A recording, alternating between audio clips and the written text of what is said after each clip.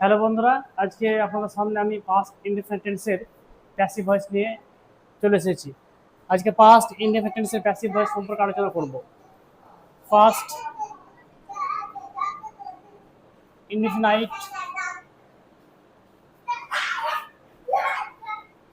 টেন্সের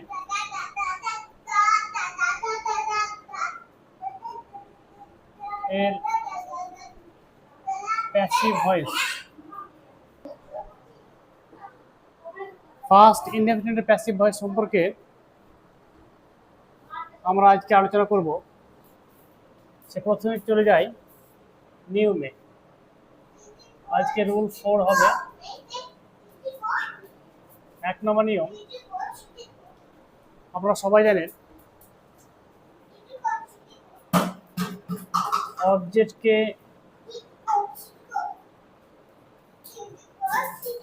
সাবজেক্ট করে বাক্যের প্রথমে বসাতে হবে। প্রথমে বসাতে হবে। বন্ধুরা, ভয়েসের যে নিয়মগুলো মোটামুটি একই রকম নিয়ম প্রতিটি ক্ষেত্রেই আপনারা দেখতে পাচ্ছেন। 2 নম্বর নিয়ম, উহার পর পাস্ট বি ভার্বটি বসে। এই পাস্ট বি ভার্ব সম্পর্কে আমি ভয়েসের প্রথম দিনে আলোচনা করেছি। যারা প্রথম থেকে আমার ভিডিওটি দেখছে তারা বুঝতে পারবে। ধর্মকে উহার পর পাস্ট বি ভার্বটি বসে, অর্থাৎ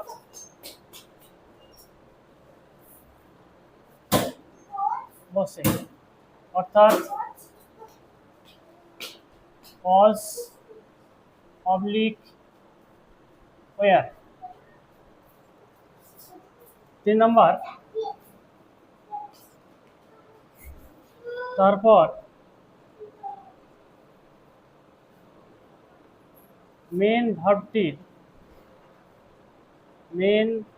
ভার্বটি অর্থাৎ ডু ভার্বটির পাস্ট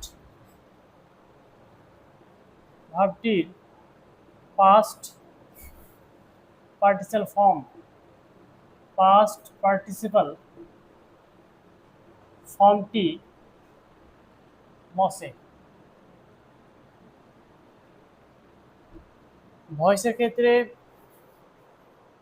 কনজুগেশন ভার্বের যে তৃতীয় রূপটি অর্থাৎ পাস্ট পার্টিসিপাল রূপটি এবং পাস্ট রূপটি কিন্তু অবশ্যই জানা দরকার আছে, নাহলে ভয়েস করতে একটু অসুবিধা হবে। তাই তোমাদের বলি বন্ধুরা, অবশ্যই কিন্তু কনজুগেশন অফ ভার্ব যে পাস্ট, প্রেজেন্ট পাস্ট এবং পাস্ট পার্টিসিপাল রূপটি আছে তোমরা অবশ্যই দেখো। আমি একদিন ওই সম্পর্কে ভিডিও আপলোড করব।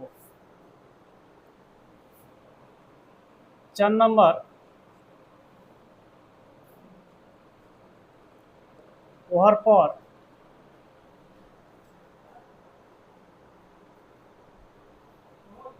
সাবজেক্টকে অবজেক্ট করে উহার আগে বাই দিয়ে বসাতে হবে। বাই দিয়ে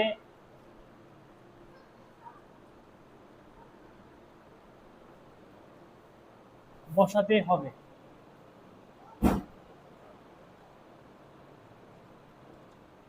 5 নম্বর, তারপর অবজেক্টের পরে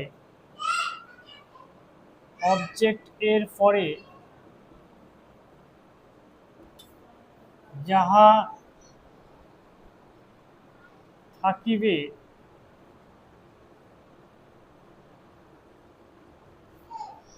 থাকিবে তাহা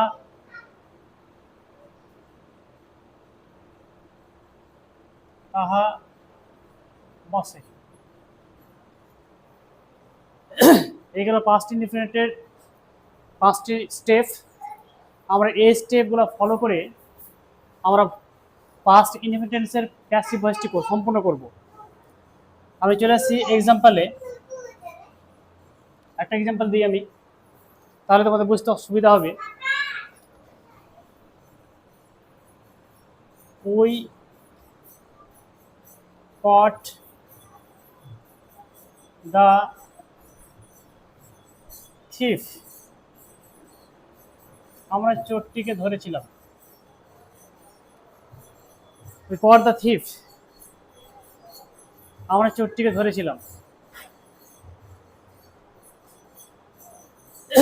এখানে আমাদের মূল ভার্বটি কোনটা, অর্থাৎ মেন ভার্বটি কোনটা? কট, এটা হচ্ছে আমাদের মেন ভার্ব। কটকে যদি প্রশ্ন করা হয় কি ধরেছিলাম, উত্তর কি আছে? The thief. কাকে ধরেছিলাম? উত্তরটা কি আছে? দ্য থিফ, অর্থাৎ চোর। তাহলে এখানে অবজেক্ট কোনটা? The thief. তাহলে অবজেক্ট আমরা পেয়ে গেলাম, অবজেক্ট আমরা পেয়ে গেলাম। এবার 1 নম্বর নিয়মে চলে যাই। 1 নম্বর নিয়মে চলে যাই, অবজেক্টকে সাবজেক্ট করে বাক্যের প্রথম শতক। 1 নম্বর নিয়ম, অবজেক্ট কোনটা? The thief. দ্য থিফটা আমাদের সাবজেক্ট হয়ে বাক্যের প্রথমে বসলো। 2 নম্বর নিয়ম কি বলছে দেখো, উহার পর পাস্ট বি ভার্বটি বসে, অর্থাৎ অজ বা অবলিক ওয়ার। অজও বসতে পারে, ওয়ার বসতে পারে। কিন্তু আমি বারবার বলে আসছি একটা কথা, যে সাবজেক্ট যদি সিঙ্গুলার হয় তা ভার্বটিও সিঙ্গুলার হবে। এখানে থিফ মানে একটি চোরকে বোঝাচ্ছে, তাহলে এখানে অজ বা ওয়ার কোনটি বসবে? তোমরা নিশ্চয়ই বুঝতে পেরেছো যে অজ বসবে, কারণ এই সাবজেক্ট যখন অবজেক্টটি সাবজেক্ট হয়ে আসছে তখন দেখতে পাচ্ছি আমরা এখানে সিঙ্গুলার অবস্থায় আছে। তাহলে সাবজেক্ট যদি সিঙ্গুলার হয় তারপরে যে ভার্বটি বসবে সেটাও কিন্তু সিঙ্গুলার বসবে, অর্থাৎ এখানে অজ বা ওয়ের মধ্যে, অজ বা ওয়ের মধ্যে অজটা বসবে। 3 নম্বর দেখো, তারপর মেন অবলিক ডু ভার্বটির পাস্ট পার্টিসিপাল ফর্ম। এখানে মেন বা ডু ভার্বটি কি আছে? কট।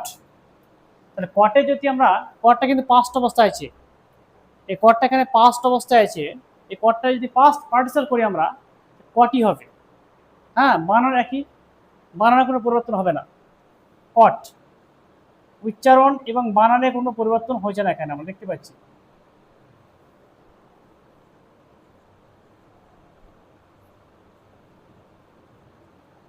অনেক ক্ষেত্রে আমরা যখন প্রেজেন্ট থেকে পাস্ট এবং পাস্ট থেকে পাস্ট পার্টিসিপাল করি তখন দেখতে পাই যে বানান এবং তার উচ্চারণটা একই হয়। এক্ষেত্রেও কিন্তু আমরা সেটা দেখতে পেলাম যে কটের বানান এবং উচ্চারণটা ঠিক একই রকম থাকছে, এর কোনো পরিবর্তন হচ্ছে না। তা কি হলো? 3 নম্বর নিয়মে কি হলো? পর বসলো। 4 নম্বর নিয়মে কি বলছে? উহার পর সাবজেক্টকে অবজেক্ট করে উহার আগে বাই দিয়ে বসাতে হবে। সাবজেক্ট কোনটা? উই, কারণ ভার্বের কাজটা করছে উই সাবজেক্ট। তাহলে অবজেক্ট করলে কি হবে? আস, কিন্তু তার আগে একটি বাই বসাতে হবে। তাহলে বাই আস, বাই আস হয়ে গেল। 5 নম্বর কি বলছে? তারপর অবজেক্টের পরে যাহা থাকবে তাহা বসে। তাহলে এখানে অবজেক্ট কোনটা? The thief. এরপরে কিছু আছে?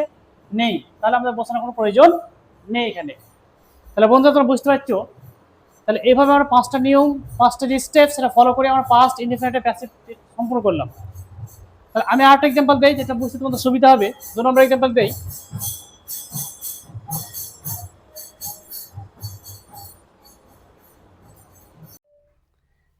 এবার আমি একটা নেগেটিভ বাক্যের উদাহরণ দিই।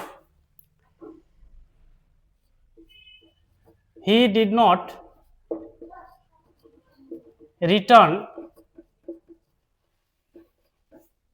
The books.